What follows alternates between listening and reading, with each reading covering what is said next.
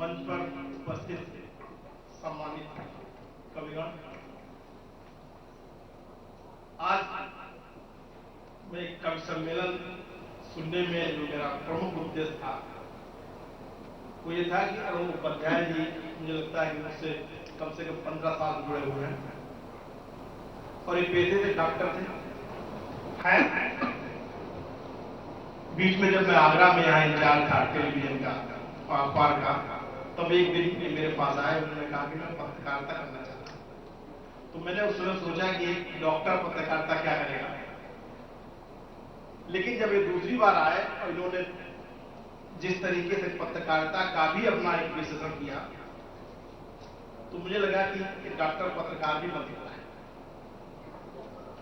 और मुझे लगता है कि इनका और मेरे साथ, मैं 2002 में मैंने ज्वाइन किया और 5 में इनको मैं लाया और 5 साल इनका साथ रहा और मैं 2010 में एजीएम कानपुर में चला गया। लेकिन उसके बाद भी ये पत्रकारिता जुड़े रहे। एक अच्छे पत्रकार के रूप में इन्होंने आगरा और पास पड़ोस अपनी पहचान बनाई। ये मेरे लिए भी गर्व की बात थी जब लोग कहते थे कि अरुण दास की स्टोरी बड़ी अच्छी चल रही है, उनके फोनो बहुत अच्छे चल रहे हैं, लाइव बहुत अच्छा दे रहे हैं, तो मैंने सोचा कि मेरा प्रयोग सफल था।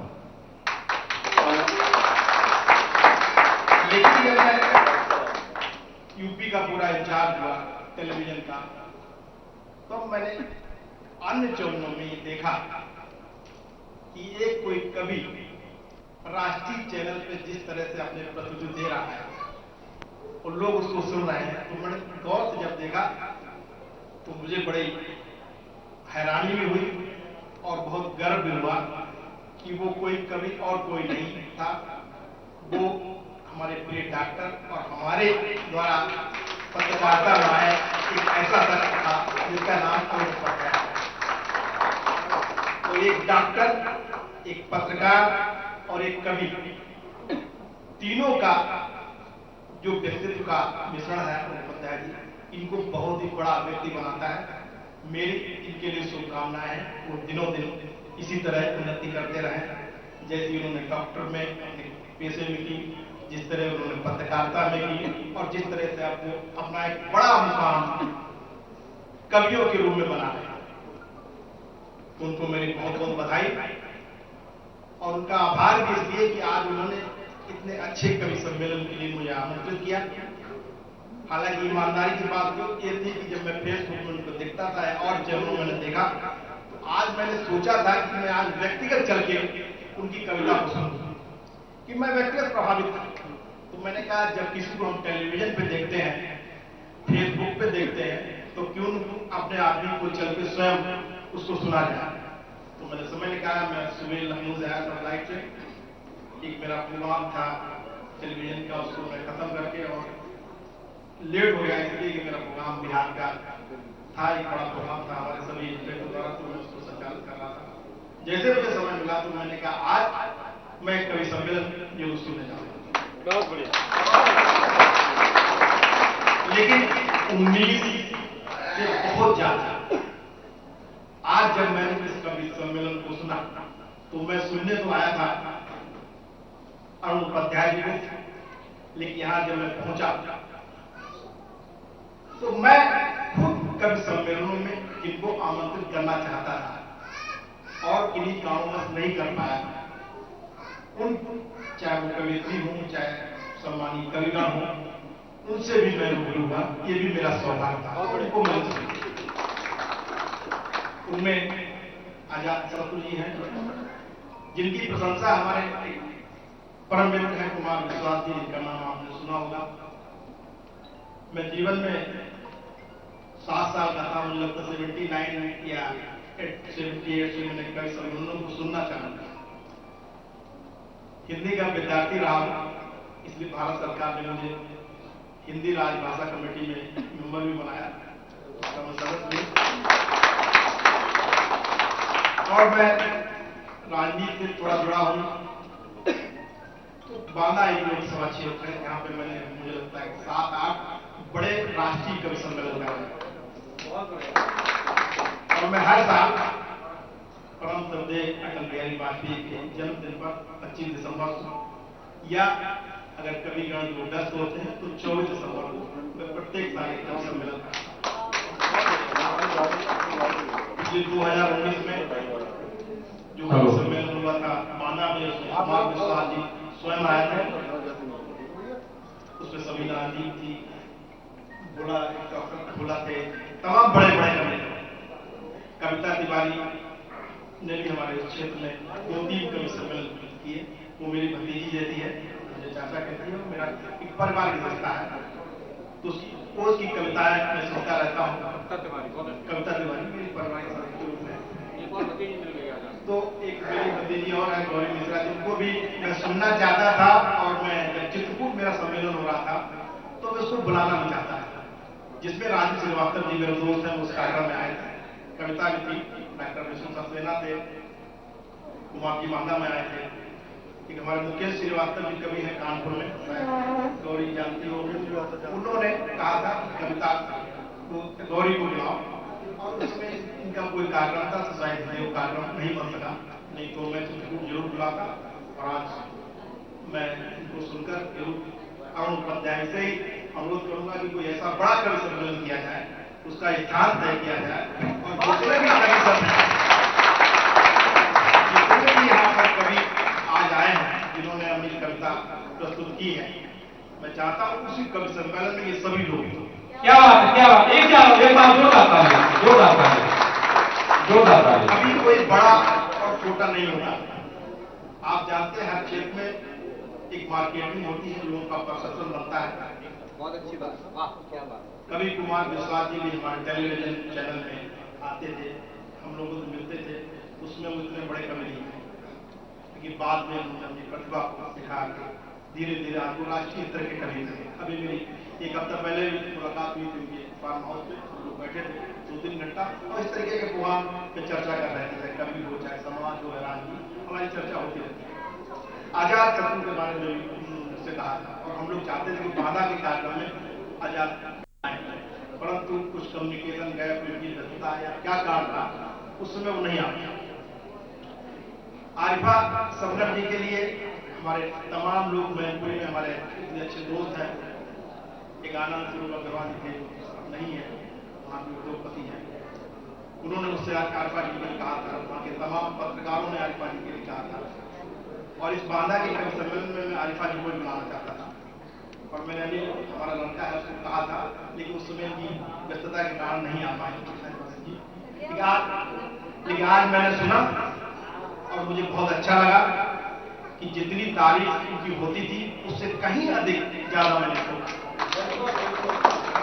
जो अभी हमारी भाभी जी थी, उन्होंने इनको कोकिला का एक सम्मान दिया, वो निश्चित रूप से उसकी हकदार है। अभी तक मैंने कवित्री के रूप में अगर मैं किसी वाणी की बात करता हूँ तो वो भी मेरी फैमिली मेंबर की तरह है। समीना अदीब जी, वो मेरे कार्यक्रम में आती है, वो भी बांधा गई थी, समीना जी, उनको सुनता था मैं, तो मुझे लगता था कि वाणी एक ऐसी शक्ति है कि मुझे लगता है कि वो लोगों में कितना अपने आगे तक पहुंचा सकती है, वो वाणी की शक्ति है। तो आज मैंने आरिफा जी को भी सुना है, निश्चित रूप से मैं तुलना नहीं कर सकता कि किसकी वाणी अच्छी है, लेकिन आज मैं खुद कंफ्यूज हूँ कि समीना अदीब जी को भी कहूँ वाणी के मामला में आरिफा समझ। और आदेश पर हमेशा जहां आप कहेंगे मेरी हाजिरी होगी। और मैंने जैसा कहा कि कभी भी परसेप्शन बनता है जीवन में, आप जब कोई काम करते हैं तो परसेप्शन बनता है, उसकी मार्केटिंग होती है। तो आज इस मंच पर मैं बड़े दावे के साथ कह सकता हूं कि ऐसे ऐसे कवि हैं जिन्होंने अपनी प्रस्तुतियां यहाँ प्रस्तुत की हैं, वो किसी राष्ट्रीय स्तर के कवि से कम नहीं है। बस बात यह कि उनको मार्केटिंग कैसी करनी है, उनको उनके लिए हम लोग मंच कैसा तैयार करें ताकि उनकी प्रतिभा भी राष्ट्रीय स्तर पर पहुंचे। और जो लोग आज राष्ट्रीय स्तर पर पहुंचे हैं उनके लिए भी लोगों ने मार्केटिंग की है, उन्होंने अपने लिए मार्केटिंग की, उनके लोगों ने उनके लिए मार्केटिंग की। सही बात, सही बात। तो मैं आप सबको भरोसा देता हूं कि अरुण उपाध्याय जी से मैं जरूर कहूंगा कि इनकी मैंने क्षमता डॉक्टर में देखी है, इनकी मैंने पत्रकारिता में देखी है, इनको मैंने आज प्रत्यक्ष रूप से देखा है, आज मंच पे देखा है कि जिस तरीके से क्रिकेट में 11 खिलाड़ी होते हैं और 11 खिलाड़ी में जो आज मंच पे भी मुझे लगता है जो फोटो लगे हैं वो 11 ही हमारे कविगण हैं। बहुत बढ़िया, बहुत बढ़िया। और 11 में 12वां खिलाड़ी होता है, तो मुझे लगता है 11 तो अच्छे खेले ही, लेकिन 12वें ने जो अपना कमाल दिखाया वो भी अद्भुत था। साथ में आज अलविदा जी को मैंने सुना, उनके बारे में मैं सिर्फ सुनता था, मैंने कभी नहीं सुना और मैंने ये कल्पना नहीं की थी कितना अच्छा होता है। मुझे लगता है कि मैं बहुत पीछे अगर जाऊँ अपने जीवन में तो 79-80 की ही बात होगी जब मैंने नीरज जी को, क्यों मैंने नीरज जी का प्रोग्राम करा, नीरज जी मेरे गाँव गए थे, कवि सम्मेलन कराया था, नीरज जी को और काका हाथरसी को मैंने एक मंच पर सुना था। तो आज मुझे उनको यादें ताजा, और मैं अगर कहूँ कि मेरे जीवन के 2 या 3 यादगार कवि सम्मेलन है तो मैं बड़े दावे से कहूंगा आज के कवि सम्मेलन मेरे जीवन का यादगार था। अलवेला जी के काव्य में जो जीवन दर्शन था, जो शिक्षा थी, चाहे वो यहाँ युवाओं के लिए हो, चाहे हमारे नारी शक्ति के लिए हो, कि जीवन में प्रेम कितना जरूरी है। अगर वो प्रेम वास्तव में हृदय से प्रेम है तो जिंदगी में बचपन और जवानी और बुढ़ापे में कोई अंतर नहीं होता, बशर्ते प्रेम दिल से हो। और आज मैंने देखा कि जब से मैं आया मैंने सुना कि चाहे हास हो, चाहे व्यंग हो, और चाहे हमारी भतीजी की कविता हो, मैंने वो नहीं सुना, लेकिन मैं सब का जो एक अच्छा मिश्रण था वो निश्चित रूप से यादगार का सम्मेलन उसने बनाया है। मेरा होम डिस्ट्रिक्ट फरुखाबाद है और मेरे पास में ही मेरे मोहल्ले में मेरे बड़े भाई के रूप में शिवो अमर जी रहते हैं। तो अमर जी मेरे कवि सम्मेलन में भी आते हैं और मैंने जीवन में शुरुआत से उनके साथ मैं बैठता उठता रहा हूँ, तो मुझे पता है, मैंने देखा नहीं। तो आज मंच पर अलवेला जी को सभी हमारे कवियों ने एक हिट किया, उनका प्रेम दर्शन था उस पर कमेंट किया कि वो अपना प्रेम किस तरह से प्रदर्शित कर रहे हैं। निष्काम प्रेम करने की तो उम्र आबाई है, तो ये निष्काम प्रेम था उनका। उन्होंने जो प्रेम प्रदर्शन किया था नारी तक की एक बहन के रूप में, शंखनाद कभी सोए रात को जगाने वाले रहे, वाणी पुत्र वाणी का सुनाते हुए शंखनाद कभी सोए रात को जगाने वाले रहे। बड़े बड़े भारत के अच्छे अच्छे छात्र साहब कवियों की बात उठाने वाले हैं। जय हिंद। मैं चाहूंगा कि चेयरमैन राकेश बघेल साहब भी मंच पर आ जाएं अपनी दो बात के साथ। मैं राकेश जी अपने 2 शब्दों से सभी को अनुग्रहित करें और सभी का सम्मान करें।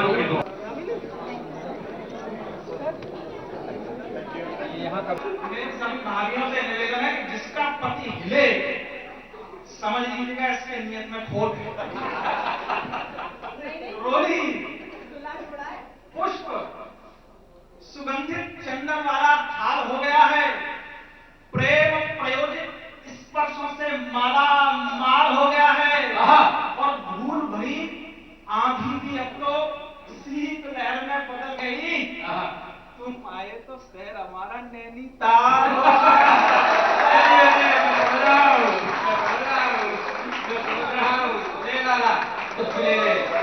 शादी शुदा हूँ। ये भाई बहन का प्यार है।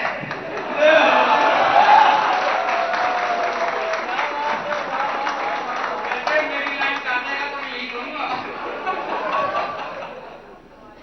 आइए रखे बोझ का आदमी सुनिएगा, पीढ़ियों से सर पर रखे बोझ का अपना मजा, जिंदगी की गुमसुदी में खोज का अपना मजा, और एक को मत दूसरे से तौलिए श्रीमान जी, हास्य का अपना मजा था। बोझ का जब तक भाव हृदय में अवस्थी का होता है तब तक आवाहन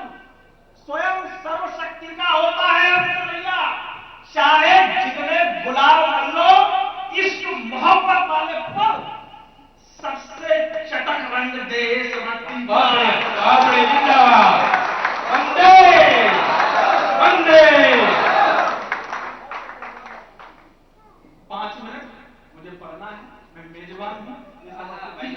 भैया झीलों की नगरी से आए हैं, ये झील की नगरी से आए हैं, हमको सुनना है। नहीं नहीं भाई साहब, कांड वाली नगरी से आए, आज सारे कांड आजकल वही हो रहे हैं।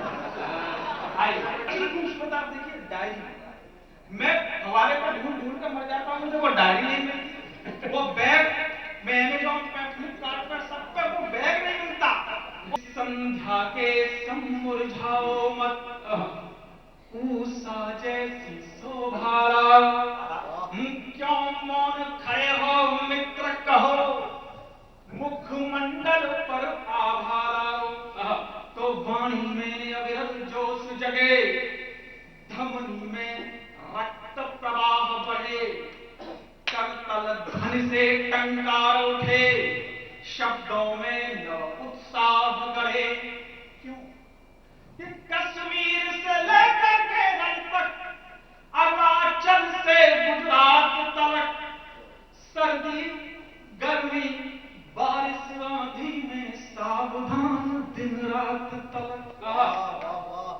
वर्दी पहने सीना ताने, निज हाथों में संगीन लिए, जल में थल में हिममर थल में विद्यार्थित युद्ध प्रवीण लिए। क्या बात है, क्या शब्द से बोले, बहुत बढ़िया। तालियां रोकना, अद्भुत अद्भुत अद्भुत। कि जब सैनिक है सीमाओं पर, जब प्रहरी है सीमाओं पर, तब होकर के निर्भय बोलो, और अब दोनों हाथ उठा करके भारत माता की जय बोलो।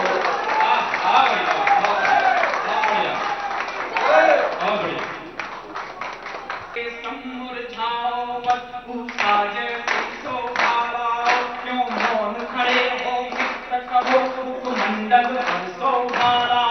वाणी में अविरल जोश जगे, धमनी में रक्त प्रवाह बढ़े, करतल ध्वनि से टंकार उठे, शब्दों में नव उत्साह बढ़े। कश्मीर से लेकर केरल तक, अरुणाचल से गुजरात तक, सर्दी गर्मी बारिश आंधी में सावधान दिन रात तलक। वर्दी पहने सीना ताने, वर्दी पहने, निज हाथों में संगीन लिए, जल में थल में हिमहर थल में विद्यार्थित युद्ध प्रवीण लिए।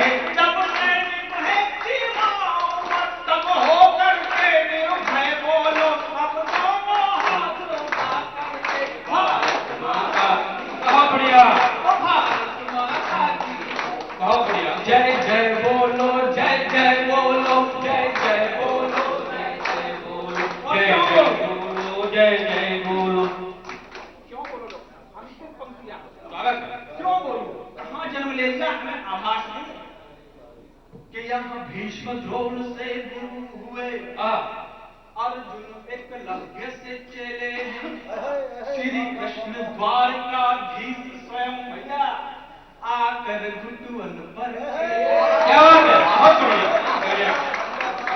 अरे 100 नमन करो इसको, यह इतनी पावन माटी है, दशरथ नंदन श्री राम लला ने अपने मुख से चाटे। बहुत बढ़िया, बहुत। और हिमालय खड़ा हुआ तेरा प्रहरी कहलाता है, इस ओर महासागर ताजत जिस चरणों को सहलाता है। क्या कहे हैं हमने लक्त मुखर, भारत माता के बंधन में क्या झुका है अपना सब एक क्षण, इस धरती के अभिनंदन में। हमारे रेशमी पाजेब की झनकार को सुनकर, हमारे रेशमी सुनकर, मुसाफिर खुद भटकते हैं, इशारा क्या बात है, क्या बात है, बहुत बढ़िया, बहुत बढ़िया। वाह, वाह, बहुत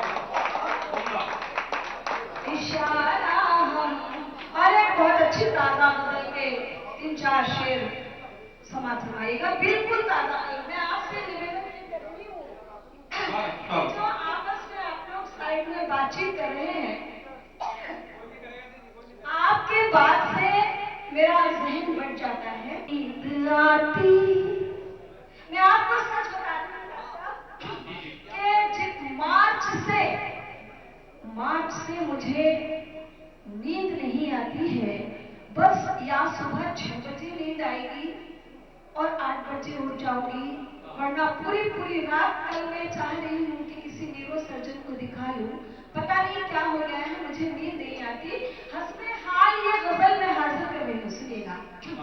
नींद आती नहीं रात भर, हाय मुझको ये क्या हो गया, नींद आती नहीं रात भर,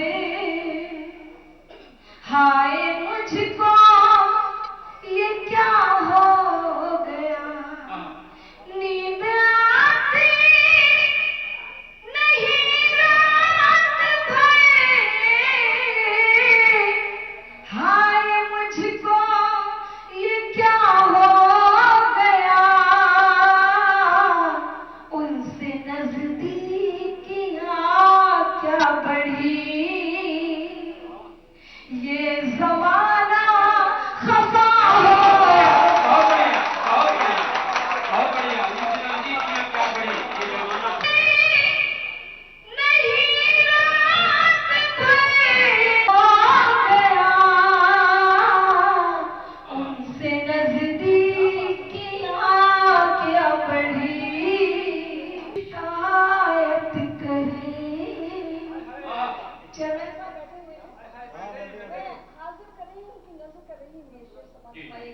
किससे जाकर शिकायत करे, किसकी हासिल हिमायत करे, किससे जाकर शिकायत करे,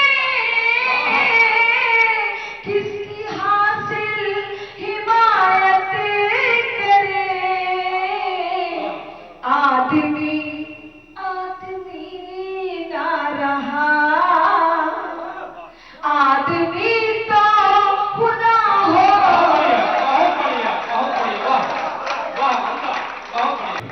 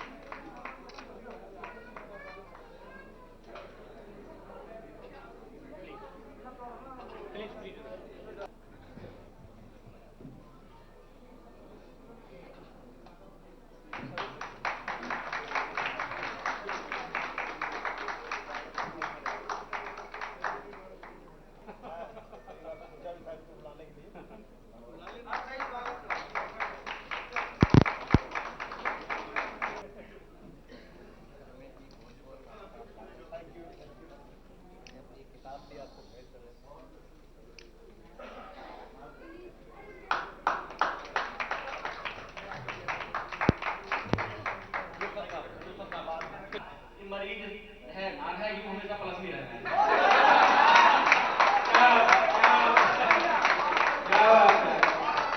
अच्छा, डॉक्टर जवाब भी सवाल के डॉक्टरी भाषा में पूछा। ऐसे अब ये चल रहा भाई साहब मामला, अब एक पति चला गया डॉक्टर के पास, उसके दांतों में तकलीफ थी। डॉक्टर ने बोला 2 दांत खराब है, 4000 रुपये लगेगा। यार डॉक्टर साहब पैसा तो ले लो 10,000 रुपया, फिर बताओ साथ में जवाब भी नहीं कर सके क्या? मुझ पर सदा मुसीबतों की सुनो घटा छाई है, ससुराल वालों ने हर बात मुझसे झूठी बताई है, मेरे जैसी बीवी जरा ढूंढ कर लाओ तो जानू। वो तो बीए भी साइंस साइड से लग जाएंगे।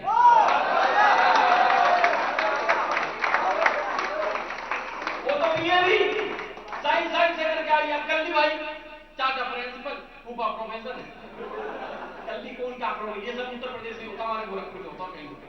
कि जालिम प्रेम की बदली भी मुझ पर छा नहीं पाई, मेरे तो प्यार में एक गीत भी वो गा नहीं पाई, बाहों में आ नहीं पाई।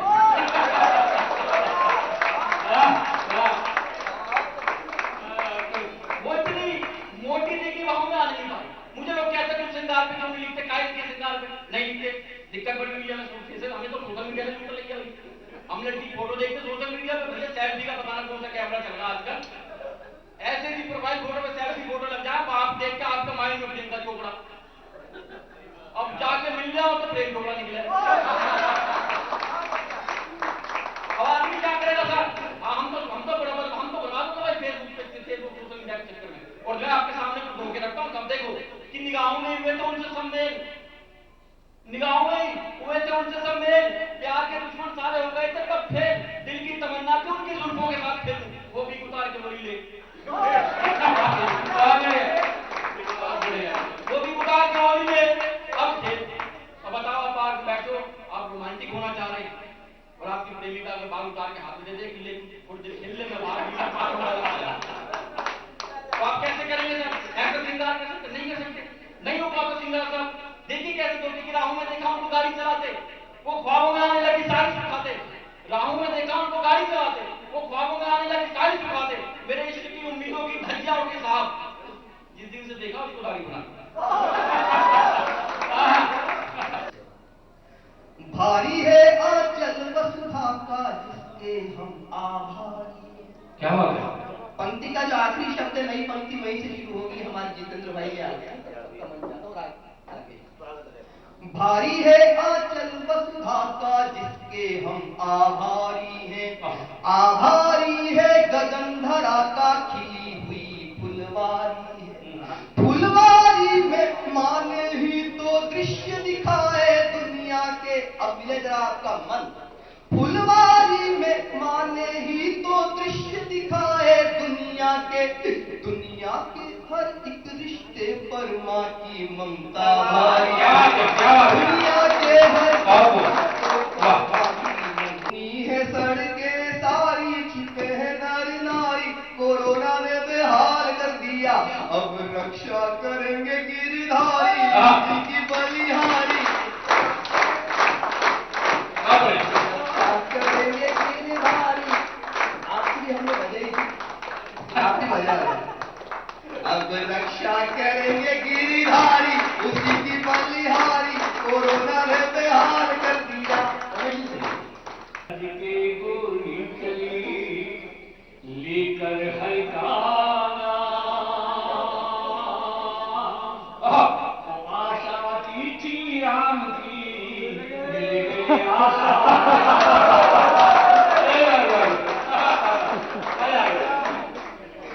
एक दो माता पिता छोड़कर, बहुत बढ़िया, माता पिता पति छोड़कर आश्रम में क्या काम, इनकी सेवा कीजिए खरी तीर्थ धाम। बहुत बढ़िया, बहुत बढ़िया, ज़्यादा शानदार, शानदार संदेश साथियों के लिए, बिल्कुल शानदार संदेश। स्वागत है। देखो कहा मेरा जी मान्यो, कहा मेरा जी मान्यो, मैं समझाऊं तो बातें झगड़ो मत करे जो तोते चंगड़ो। क्या बात है, क्या बात है, क्या बात है, क्या बात है। बिल्कुल ठीक है। आइए साहब, आपने जो सुनाया था मुझे बहुत अच्छा लगा। जब वो उदास चेहरा, क्या बात, जब वो उदास चेहरा खिंची खिंची शीशा,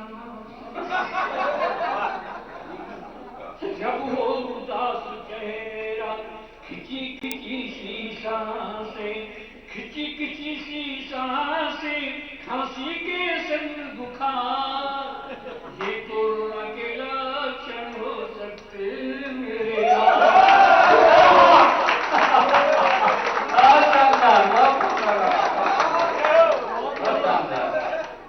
लेकिन साहब ये आप लोग ये समझे कि ये आपको बहुत पसंद आएगा, गारंटी।